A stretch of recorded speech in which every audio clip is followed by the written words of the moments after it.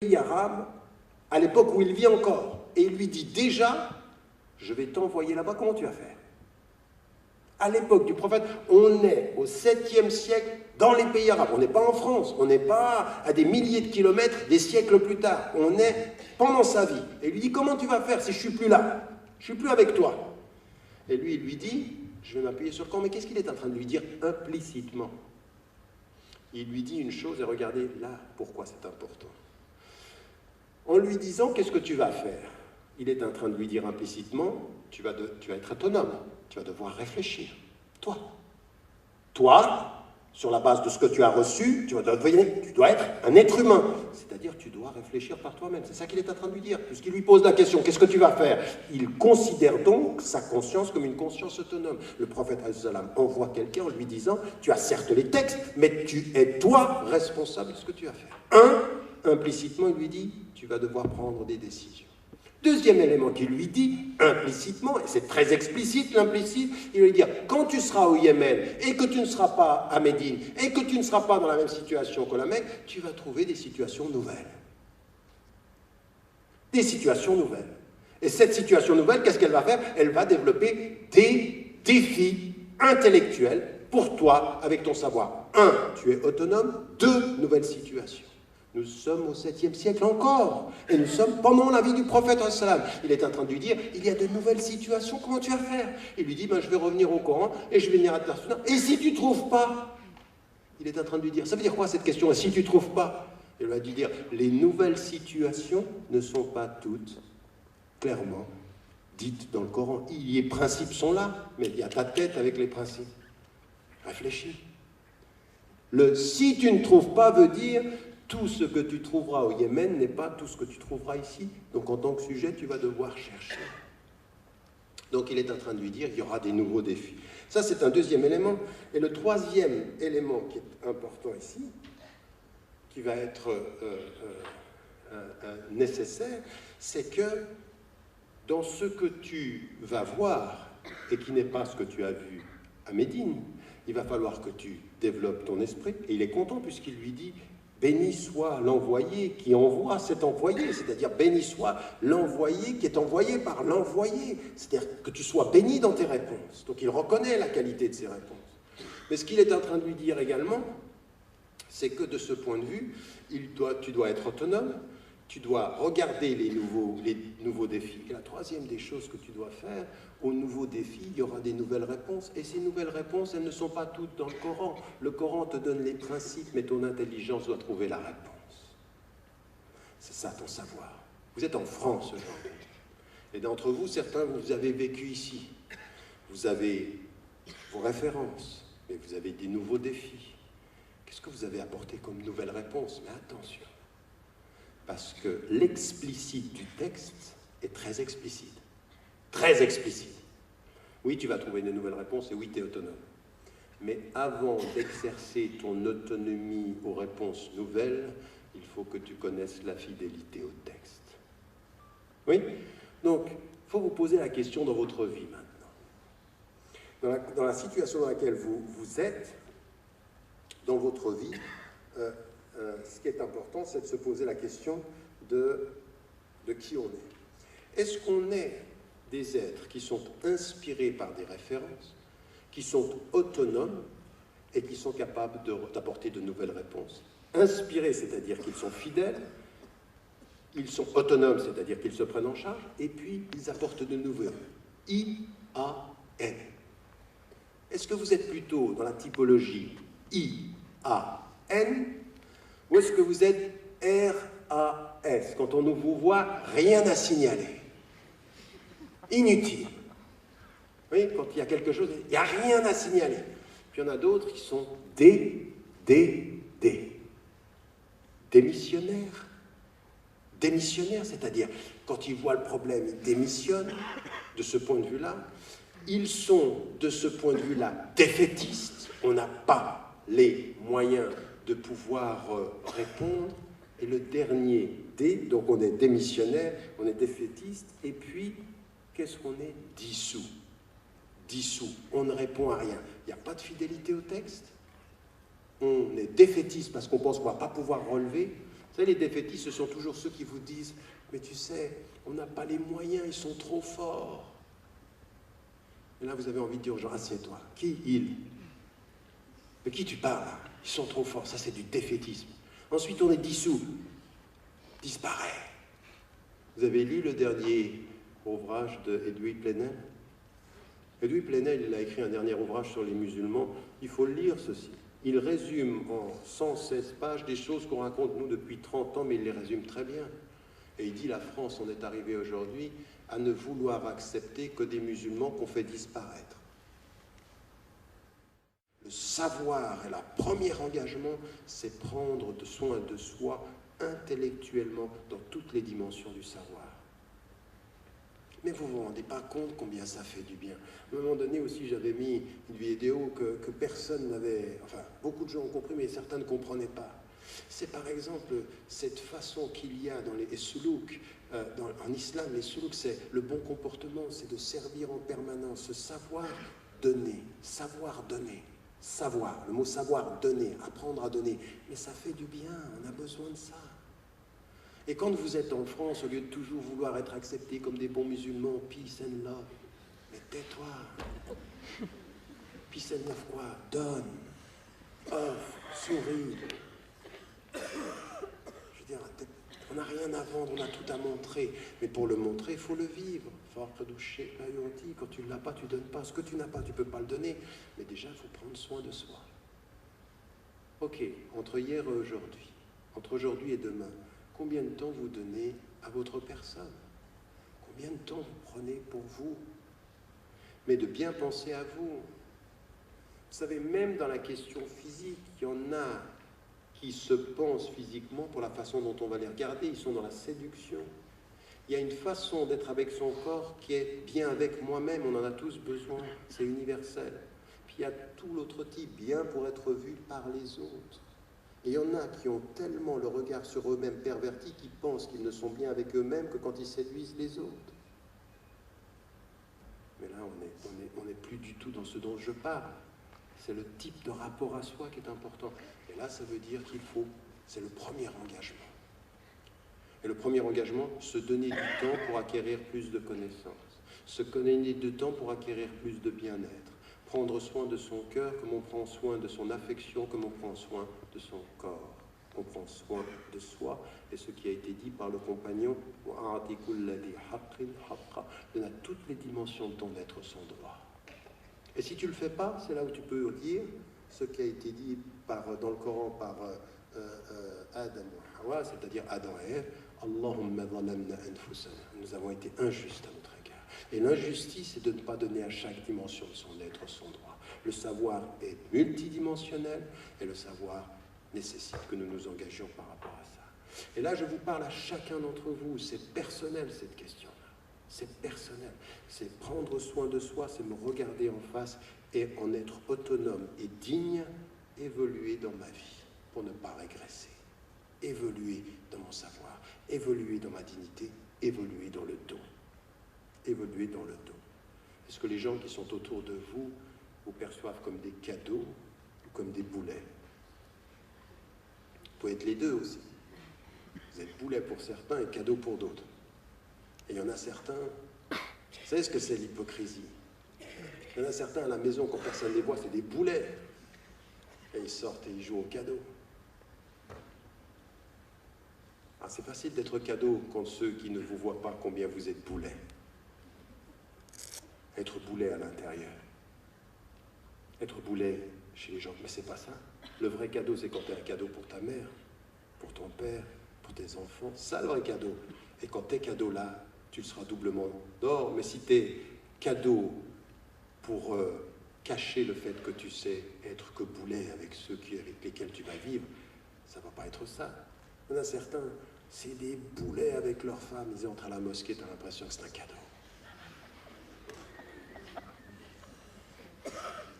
Certains, mais quand ils sont à la mosquée, tu as l'impression qu'ils planent.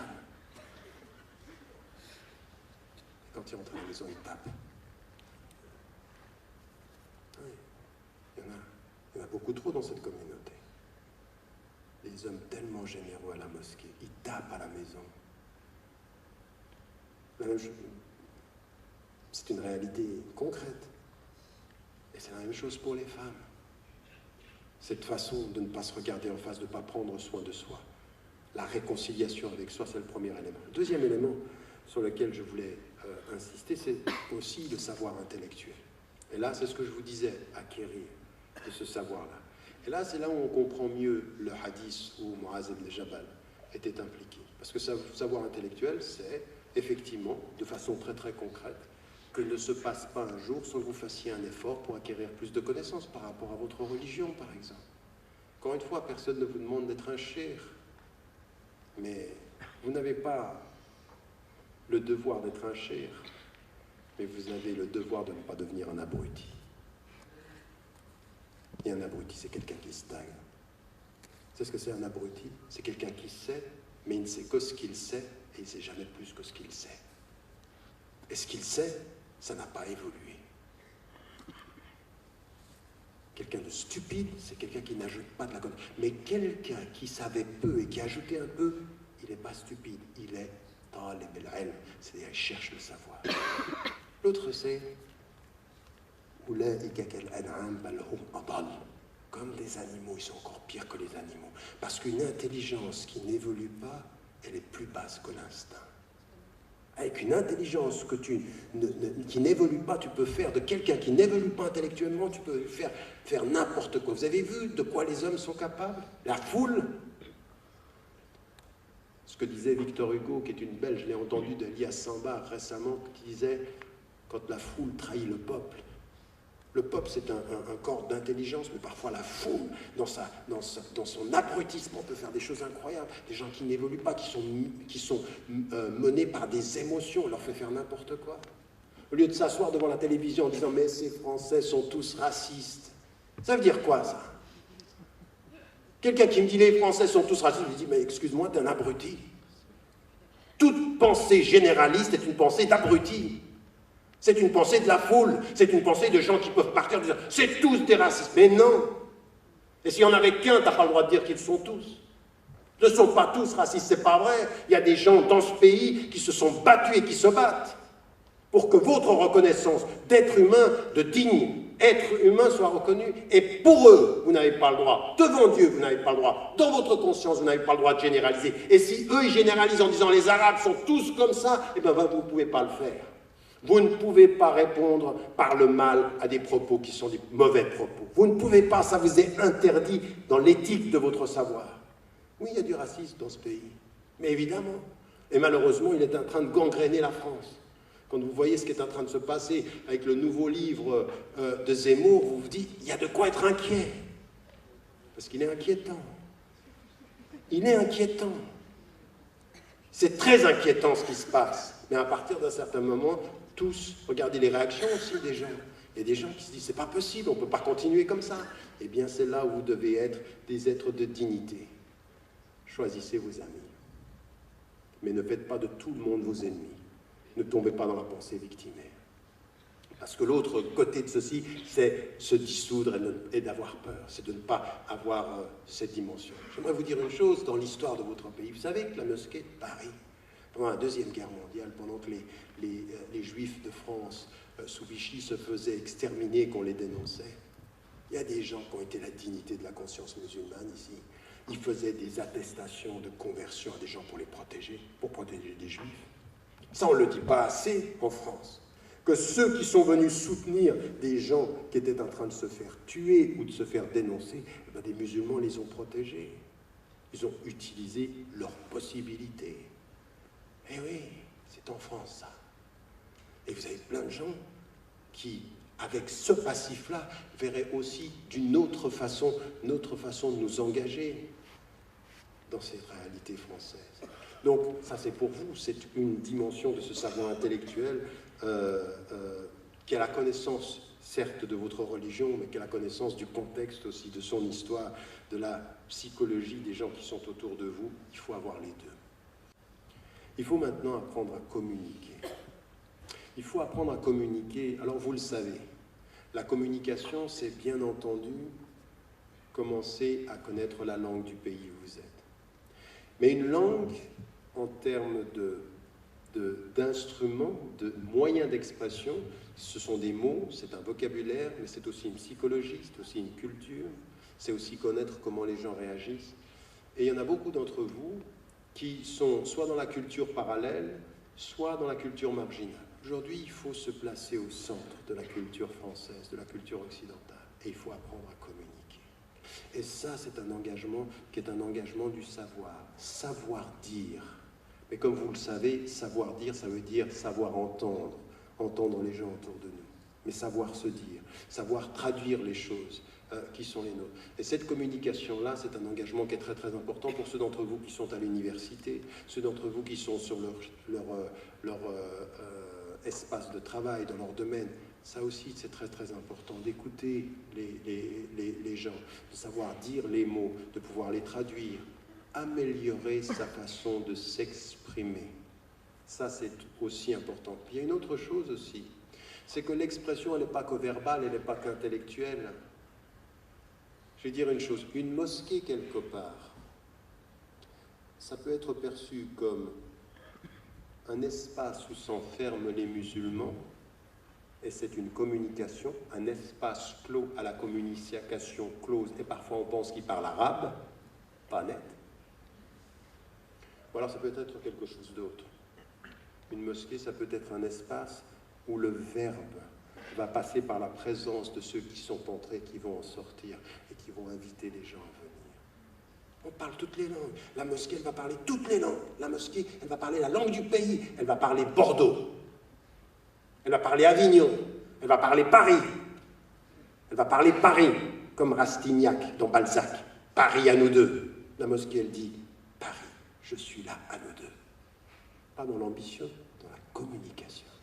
On donne. C'est ça la communication, savoir faire parler nos institutions, puis nous-mêmes. Vous êtes un texte. Quand on vous voit dans la rue, des fois, je veux dire, moi là, je marchais là tout à l'heure, je suis à l'aéroport, je marche pour prendre l'avion, pour arriver. Il y a une sœur qui porte le foulard, qui arrive. La façon dont elle m'a jeté un regard, j'avais l'impression que j'étais une agression vivante. Je dis, mais pourquoi? Pourquoi vous regardez les gens comme ça? Oui, protège-toi, mais tu ne te protèges pas en étant dur, tu protèges en étant serein. La vraie protection, c'est la sérénité, c'est pas la dureté. Toute personne qui est dure est plus en train de dire qu'elle n'est pas bien avec elle-même ou pas sûre d'elle. La sûreté, elle passe par la sérénité. À tel point que le prophète, quand il envoie Moussa ou Haroun, quand il les envoie, qu'est-ce qu'il dit de dire à Pharaon? Allez l'insulter? Allez être dur? Non. Dites-lui des paroles douces. La douceur. La douceur, c'est votre force. La douceur, c'est la force. C'est un moyen de communiquer. De communiquer. Ce que tu dis, comme tu le dis. Pour ceux qui ont fait littérature, ça s'appelle la forme et le fond. Là, j'aimerais vous parler des 5 P que vous retenez. Le premier élément dans cet engagement pour le savoir, c'est vraiment, il y a une caution de patience. Il faut de la patience. Acquérir du savoir demande de la patience. Il ne faut pas être pressé. Et la patience, c'est très bien parce que c'est toujours dans l'humilité. On cherche tout le temps un peu plus et on est dans cette dimension-là. Deuxième des choses, c'est la notion de sabr en arabe. Elle a la patience, mais elle a un autre mot, c'est la persévérance. Il faut continuer. Et comme tout dans la vie, des fois on a l'impression qu'on évolue, puis des fois on se dit, mais j'avance pas, c'est pas ça. Et bien la persévérance. Et ce que dit le prophète, Dieu aime dans ce que vous faites, les petites choses qui durent. Oui, il faut être persévérant, et persévérant, toujours dans cette dimension, et montrer que ceci est notre engagement. Et une autre chose qui est d'élever un tout petit peu les choses, et qui est la pertinence. La pertinence, qu'est-ce que c'est? La pertinence, quand on prend soin de soi, c'est de trouver la bonne réponse ou la bonne solution à son problème. Il faut savoir être pertinent. Et être pertinent, c'est de se regarder et d'avoir cette intelligence de soi. Peut-être que votre réponse, elle n'est pas bonne pour le voisin, mais pour vous, elle sera bonne. Savoir être pertinent, mais être pertinent du point de vue individuel. Patience, persévérance et pertinence, au sens de trouver la belle chose ou la juste chose à faire. Et un autre P sur laquelle j'ai insisté dans tout ce que j'ai dit sur la communication, c'est la parole. Il faut se parler. Prendre soin de soi, c'est se parler et s'écouter. Prendre soin de soi, c'est s'écouter. Pour s'écouter, il faut se parler. Se parler, c'est de faire le bilan. Dans la tradition mystique, c'est le muraqabah. C'est faire le travail critique sur soi. C'est un travail de parole silencieuse. Être silencieux et se parler. Prendre du temps pour soi. La parole. Puis ensuite, la parole à l'extérieur. Ce que je vous disais tout à l'heure, la communication. Ça, c'est le quatrième P qui est important. Puis la troisième des choses, c'est un mot qu'on n'utilise pas parce qu'on en a peur, mais il est déterminant. Sur lequel vous devez travailler à tous les niveaux. C'est le pouvoir. Le pouvoir, c'est toujours de savoir une chose. Avec Dieu, comme croyant, tout est possible et vous avez le pouvoir. Vous avez le pouvoir de devenir quelqu'un de meilleur. À toute personne qui, avant votre mort, vous aurait jugé définitivement, vous avez encore le pouvoir de changer. Vous avez ce pouvoir. Bien, on est là. Avec sa présence, on a tous du pouvoir. C'est la première dimension du pouvoir. La deuxième des choses qui est liée au pouvoir, c'est par rapport à tout ce qu'il y a dans la société, savoir être un contre-pouvoir. En face des mots courants dominants, résister, être dans le contre-pouvoir. Et en face du pouvoir, savoir dire la parole de vérité. Ne faites jamais de votre vie une vie qui refuserait de parler du pouvoir. Vous devez parler du pouvoir. Le pouvoir qui est le vôtre, de vous changer, de devenir meilleur. Le contre-pouvoir de résister à tous ceux qui exploitent et d'adresser le pouvoir quand ce pouvoir, il ne fait pas ce qui doit être fait.